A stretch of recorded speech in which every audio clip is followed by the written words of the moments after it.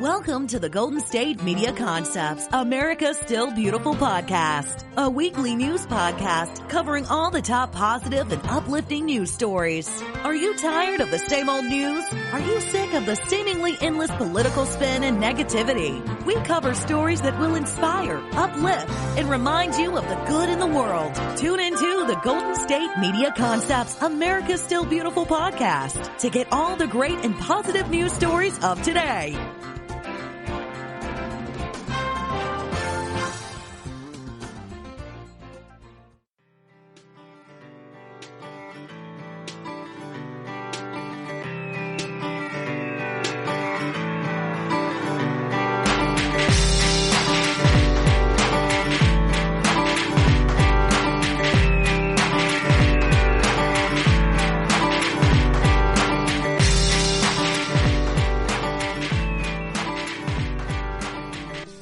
Hello and welcome to GSMC, America's Still Beautiful podcast, brought to you by the GSMC Podcast Network.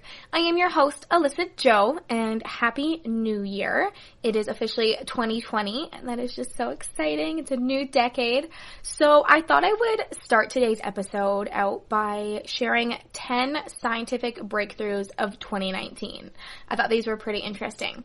So the first one I'm going to share with you is the origami-inspired solar panel that could start generating renewable electricity from your window.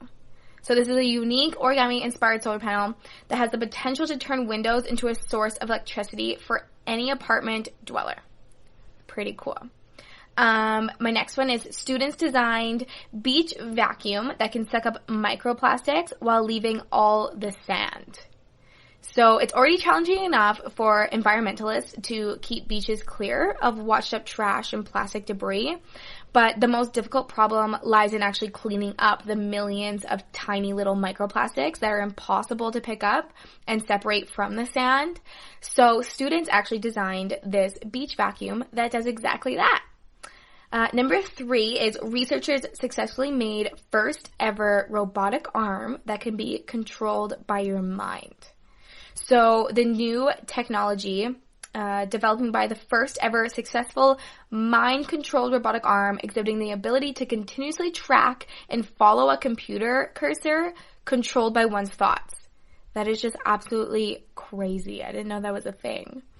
Number 4, scientists developed exciting new way to produce hydrogen fuel that's safe, cheap, and ultra-efficient.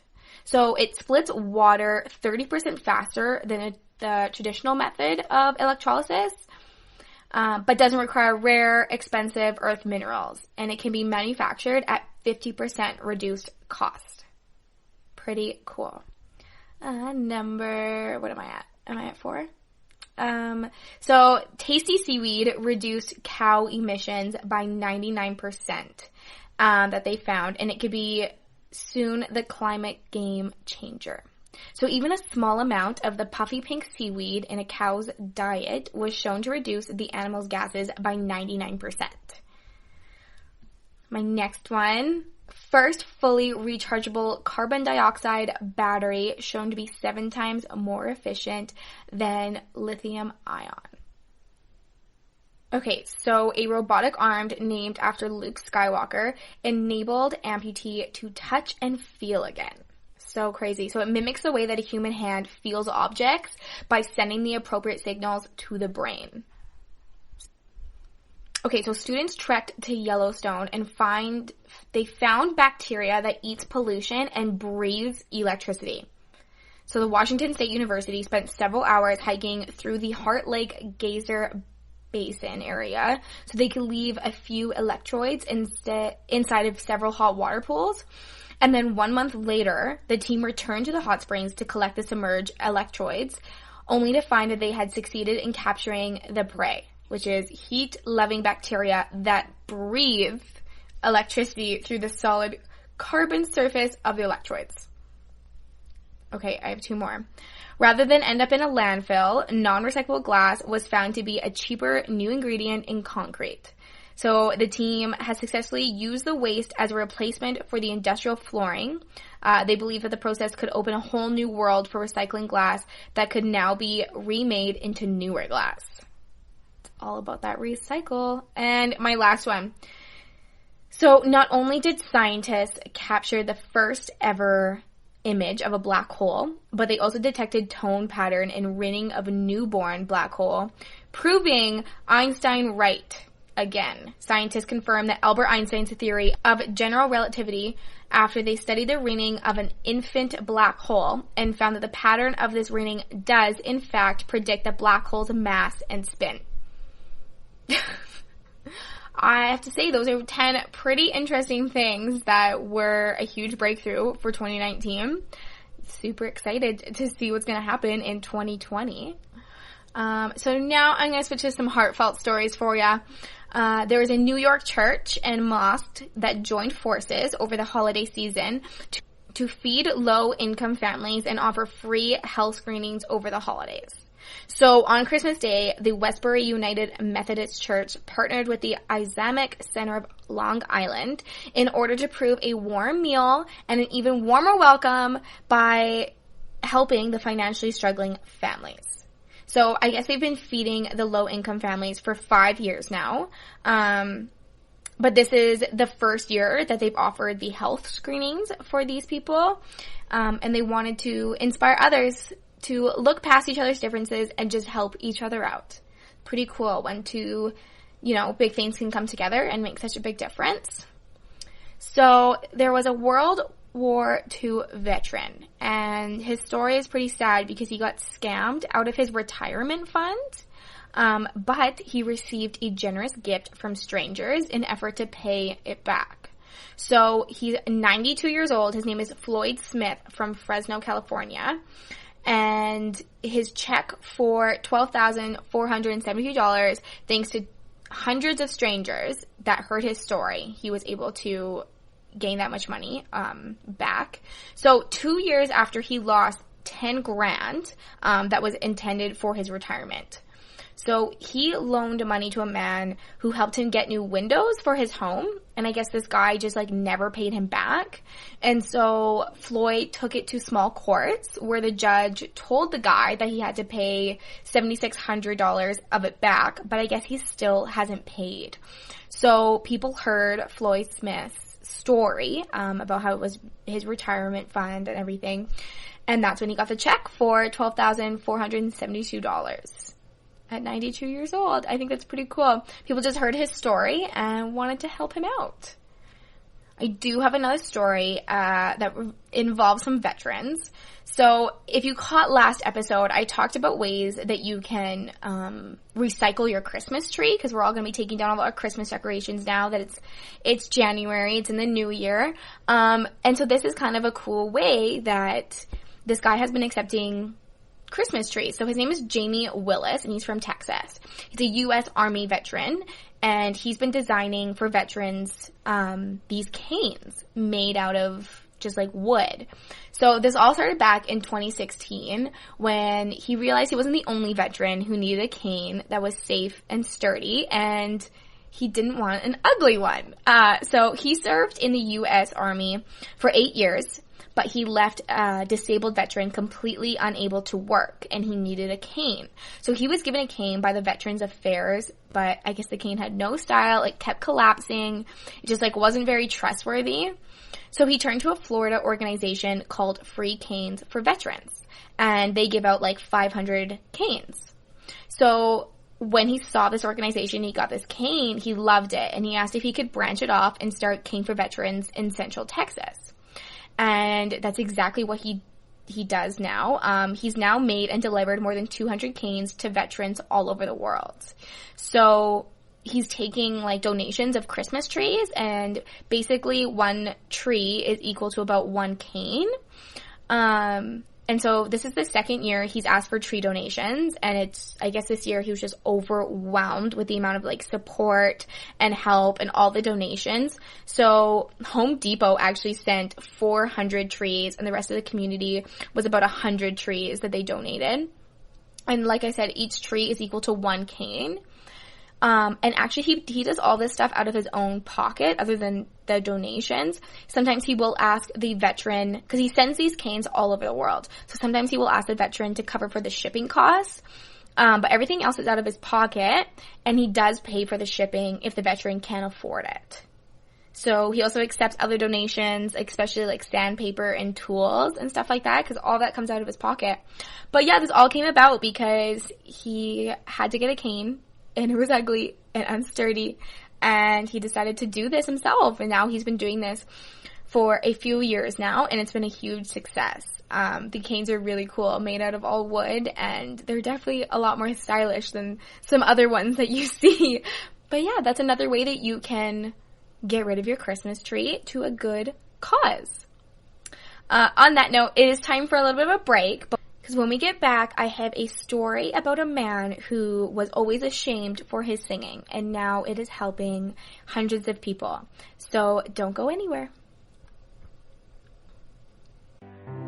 The GSMC Life and Happiness podcast takes you on a journey of exploration. We'll discuss tried and true methods alongside the latest trends of how to best live your life to its fullest and happiest. From psychology to meditation, science to self-help books, the GSMC Life and Happiness podcast will help you to discover what makes you happy and how you can live life being the best you possible. Download the GSMC Life and Happiness podcast on iTunes, Stitcher, SoundCloud, Google Play, or anywhere you find podcasts. Just type GSMC in the search bar.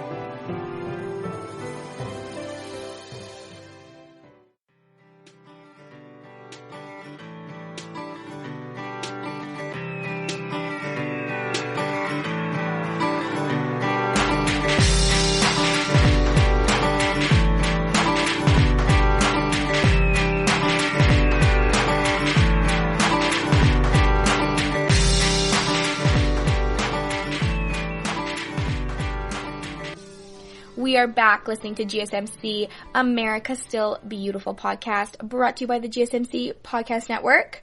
So, like I said before the break, I have a story about a man who used to be shamed for his singing. He was bullied for it back in the day, but now he's using it to really help a lot of people. So his name is John Malera, and several years ago, he was working in a Pennsylvania hospital as a technician's assistant, and he was trying to prepare a patient for a CAT scan. So I guess when this patient was going in, the man was thrashing his elbows about, and he wouldn't calm down, and it was just kind of a disaster. And the security at the time were busy with a different disturbance going on in the emergency room. So it was leaving John alone with his technician coworker just to calm this patient down before going into the CAT scan. And so things were just so hectic, and he just didn't know what to do. He couldn't calm this patient down. So he did something that he normally only did in private, which is sing. So John is on the autism spectrum, and as a little boy, he discovered that singing really helped him manage his emotions and stay calm, and it just became part of his life. You know, multiple times a day, he would sing to himself or in front of other people. It didn't matter, quietly or whatever, but he would sing and it would calm him down. So he was actually bullied in high school for singing to himself. Even in the chorus class that he would take, he was made to feel like he was untalented. So he ended up burying that habit. He just didn't do it anymore. He would try to cope in different ways. But now he is using his singing to help people. So about 10 years later, he's working a similar job at Aurora West Hills Alice Medical Center. And he is actually now known and worshipped for his ways to calm patients down and take them around the hospital with ease. So his job now basically takes patients to different rooms if they're going for a scan or surgery or something like that. And so he calms them down by his singing. So he keeps a huge stack of song lyrics, printed off and in the pocket of his shrubs. And he'll take requests from the patients of what song that they want him to sing. And if he doesn't know a song, he'll sing something similar at the time. And then when the patient goes in for their scan or whatever that they're doing, he'll run off to find the lyrics of the song that they want, and he'll rehearse the song in time for the patient to return, and then he will bring them back to their room after, and he'll sing the entire way to them, whatever they're going through. So when he arrives in a patient's room, he'll do a routine that's basically designed to get the green light for singing or not. He does a little introduction. He offers a wide range of services to make them more comfortable, like blankets or pillows. and then he simply just tells them that he likes to sing. And he keeps the song super laid back, and most of the patients are like, okay, like, yeah, you can sing, and I guess it totally helps them. And other coworkers at the hospital say that the patients that he delivers are far more calm than others. And I think, like, it's true, like, music really does calm you down. It's, like, speaks to your heart, totally makes you chill out. So it's pretty cool. So now he's using his little hidden talent that used to help him to help all these other people. So patients and their families will write written feedback about the hospital, and it'll always include something about him. And when he moved to a hospital in New Jersey, he met an especially anxious patient before she had to go to surgery. So to cheer her up, he told her to imagine the cart was a gondola in Venice. And then he sang to her in Italian. I thought that was pretty interesting. But yeah, it comes a long way, you know, from getting bullied to singing to yourself to, like, helping many people calm down because of his singing. So wonderful. My next story is a little bit of a feel-good story about a young boy named Oliver. So Oliver was playing in the mall when he saw a police officer eating food alone in the food court. So his mother says that he was just playing around in the play area of the mall when his eyes just suddenly shifted to something else. And she asked what it was, and he said, "Mommy, that police officer is eating alone." So she said that he could go ask to sit with him if he wanted, and I guess the boy just bolted over as quick as he can to the food court to the police officer and walked over and asked to sit with him. So the police officer said yes, and him and the little boy ended up talking for 45 minutes, and it just completely made Oliver's entire year. His mother was so moved by the kindness of her son to a stranger that he wanted to go sit alone. And Officer Cleese was his name. He said it meant a lot to him as well because he doesn't usually get to have a lot of those nice conversations all the time when he's working. So to sit down and just have a little break with this young boy and have a positive conversation, it just made his day. I have another story about a young boy and a Missouri City garbage collector.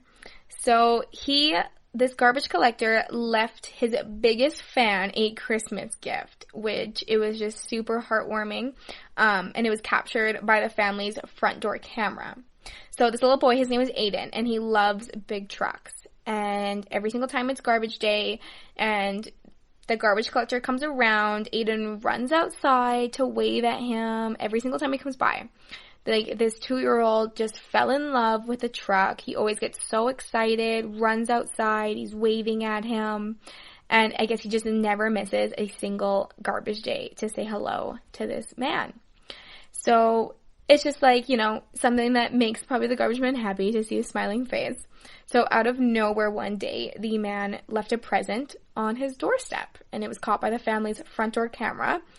So the gift didn't have a name from who it was, but now Aiden has an outfit head to toe of the garbage man with, like, the neon vest and, like, this little green hat from the company and, like, some other things as well. And it just made Aiden's entire Christmas. The garbage collector man says he doesn't see a lot of joy and smiling faces in the card, and so it's always a pleasure to have a little boy so excited and happy every single time he comes around. Now, my next story is about another young boy.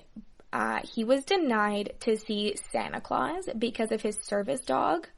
So his name is Tyler, and he had tried to visit Santa Claus at a local mall before December 25th. However, he was turned away because he had his service dog with him. And Tyler has autism, and the dog helps him control his emotions, right? It's just his friend to help him out with his emotions and dealing with things. So a family friend heard what happened and contacted the fire department in hopes that they could help. So this department normally rides around town with Santa on their fire truck and just, like, goes through the neighborhoods and stuff. And so Tyler received a special visit from Santa. Tyler got to meet Santa. Santa came off the fire truck and got to meet him, and Tyler had his service dog right beside him the entire time. So the Brownsburg Fire Territory posted on Facebook saying, "We can't solve all the world's problems, but we can make a difference, and we will step in when we can." Now, Christmas shopper dropped 2 gold Tiffany bracelets and a ring worth thousands of dollars in the Salvation Army Red Kettle in Maryland. So thousands of dollars worth of Tiffany & Co. jewelry were dropped into the kettle. There was a yellow gold piece valued at $6,000, and now they're looking into what the other pieces are valued at. But it's just a little bit of quiet spirit that's going to make a huge difference. When she dropped it in, she was asked, are you sure? But that kind of stuff. And I guess the lady just told her that the pieces were sentimental, but they were laying around for quite a while. So now the Salvation Army is going to be using the money just from these, the jewelry donations to buy up to a year worth of lunches for a group of low-income children that the Salvation Army has been feeding weekly. So they do it all the time. So yeah, just this donation of the jewelry is going to feed them for an entire year. I guess other unusual donations have been reported in the Salvation Army kettles around the country, including a gold bar in Kentucky and a more than century-old gold coin in North Carolina. I remember doing a little bit story on one of the past episodes about that. But what I didn't know is that the policy for dealing with jewelry donations is a little bit different. So I guess pieces found in the kettle are kept for 30 days. But if somebody acknowledges leaving a piece with the bell ringer, it's immediately considered donated. So since the person was yeah, these are sentimental, but they were lying around for a while, then they take them in as a donation right away. But just in case people accidentally drop a ring in or something like that, they do wait for an entire month to actually kind of go through the donation. And if they have found that the items were stolen at all, the charitable organization arranges them to be returned. At least tries to get them returned or what they can do. So yeah, it is time for another break. But when we get back, don't go anywhere because I have more heartwarming, great stories to share with you. Tired of searching the vast jungle of podcasts? Now listen close and hear this out. There's a podcast network that covers just about everything that you've been searching. Hey! The Golden State Media Concepts Podcast Network is here. Nothing less than a podcast bliss with endless hours of podcast coverage. From news, sports, music, fashion, cooking, entertainment, fantasy, football, and so much more. So stop lurking around and go straight out to the Golden State Media Concepts Podcast Network. Guaranteed to fill that podcast itch.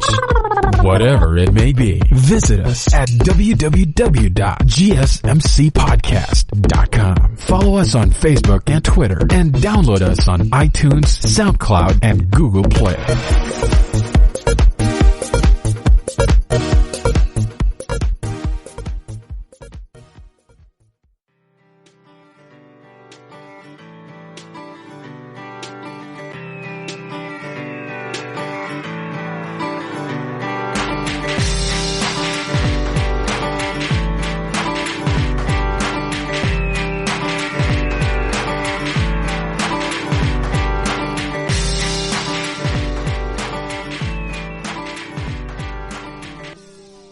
Welcome back to GSMC America's Still Beautiful podcast, brought to you by the GSMC Podcast Network. So my next story for you is about a connection between a surgeon and a patient. So in 1988, a surgeon in Wisconsin sewed a new heart into a cowboy. And now, 31 years later, he did it again. So this man came into the hospital where decades earlier, the surgeon put in a new heart for him. I guess the doctor and the patient have so much in common. So there's 2 farm boys that are raised actually only an hour apart in northern Nebraska. They both played high school basketball against one another, and they grew up with a passion for horses. So both were on the cusp of middle age when they met for his first transplant in 1988. So they did know that this day would be coming eventually because no human heart lasts forever. So Chuck's donor heart had survived almost 31 years, believed to be the 4th longest in history of organ transplantation. So that's insane. So scans in 2015 and 2016 showed that his coronary artery was narrowing, which is a very dangerous condition. The patient doesn't feel any chest pains, but he can be stricken without warning by like a massive heart attack. And then the second surgeon that was assisting for Chuck's care was a man named Lyle. So actually, Lyle was the doctor's son. In the last 5 years, the pair have performed about 100 heart and lung surgeries together. They made a very good team. They were able to give him a new heart. In 2018, there were about 3,400 heart transplants in the U.S. Only 100 or so were second transplants. So this was pretty crazy for him to get a second transplant. At any given moment, 3,500 to 4,000 Americans are on a waiting list for a new heart, and about 25% of them will die waiting on that list. So, it's always been a debate amongst doctors, should someone receive second donor hearts while others are still waiting for their first? But in this case, Chuck had been an exceptional steward of the heart he received in 1988. He basically followed the doctor's orders to a key. He was exercising, eating a healthy diet, keeping his weight and blood pressure under control. He could count on one hand the number of days in the last 31 years that he'd forgotten to take one of his pills. So he did. He got a new heart, and, he made an exceptional recovery, and he was actually ready to go home just 6 days after the surgery. But on the day that Chuck was supposed to go home, the doctor stopped in to say goodbye. And, Chuck looked sad, looked out of kind of place. And he said, well, the finance people came to talk to me, and I would need to sell virtually all of my assets to pay my medical bills, is basically what happened. So I guess the previous year, he had won a 3rd place award at the World Rodeo Championships. His life goal was to be a world champion. If he sold all of his assets, he would lose his championship horse, Abby. So the doctor actually spoke to his wife that afternoon, and to help this patient pay his bills, they agreed to buy 2 horses from him, Abby and a second horse named Fancy. The doctor did keep Fancy, but he gave the championship horse back to Chuck. Isn't that incredible? So since I started today's episode with some scientific breakthroughs of 2019, I thought I would end today's episode with some amazing ways that the world have changed in 2019. With some amazing ways that the world has changed in 2019. So first one is air pollution related deaths fell for the 27th year in a row. More and more people around the world gain access to electricity as well. So we got even closer to 90% of the world having electricity. Nearly 11% of global energy now comes from renewable sources like solar, wind, and hydro.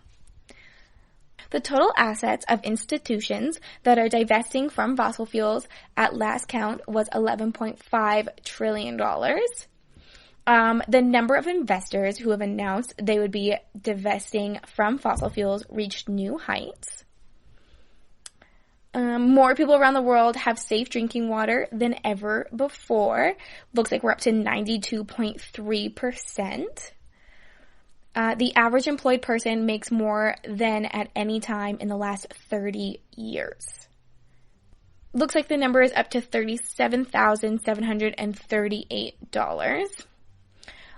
Global literacy continued to climb towards 90%.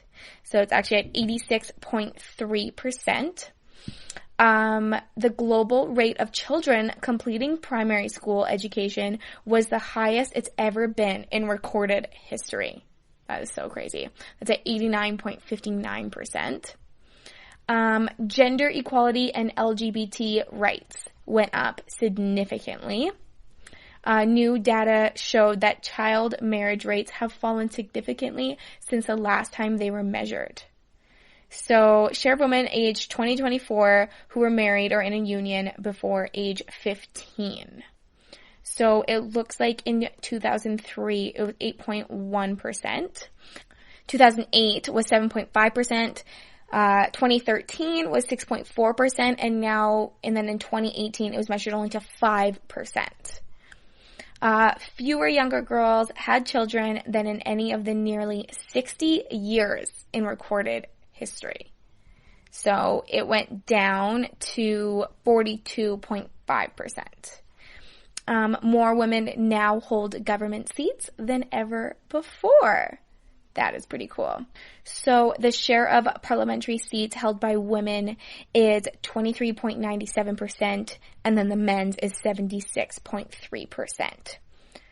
So now for health, the most straightforward way to access like the total global health is to look at life expectancy, right?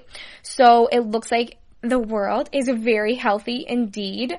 So according to the United Nations Population Division, a person born in 2017, on average across the world, should be expected to live to about 72.4 years old, which is the highest number in nearly 6 full decades of record keeping. So that's pretty cool. Global infant mortality rates fell for the 29th time in the 29 years on record. So deaths per 1,000 live births was 28.9%. Global infant mortality rates fell for the 29th time in the 29 years on record. Global maternity mortality rates fell for the 17th time in the 17 years on record. For the first time, 2/3 of humans had access to essential healthcare services. Back in 2017, it was 66%. New HIV infection rates reached an all-time low yet again. So new HIV infection rates per 1,000 previously uninfected people, 0.25. And for the very last one, people are surviving cancer more often and living longer after a diagnosis than ever before. I have to say that is a pretty successful 2019. It is so exciting to see what 2020 is going to bring to the world and the United States, and I am so looking forward to reading all the exciting news and telling you about it. So thank you so much for listening to GSMC America's Still Beautiful podcast, brought to you by the GSMC Podcast Network. I am your host, Alyssa Jo. Happy New Year, and as always, please don't forget to hit that subscribe button, like and follow us on social media, and leave a 5-star review. Like I said before, I am so looking forward to all the cool stories that I will get to share with you in 2020. Thank you.